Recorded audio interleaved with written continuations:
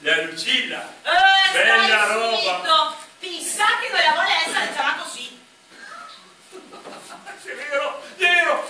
Luce. Perché se è così che la si faccia male? Ma chi è che la che sommerge? De sicuro so che la è mia figlia. Però, dita fra noi altri, Ofelia, e potremmo sforzarci anche un poco di più che la volta, visto che il risultato è una bomba da desiderare. Luce, papà! Luce! Ma non ti preoccupi, non scherza!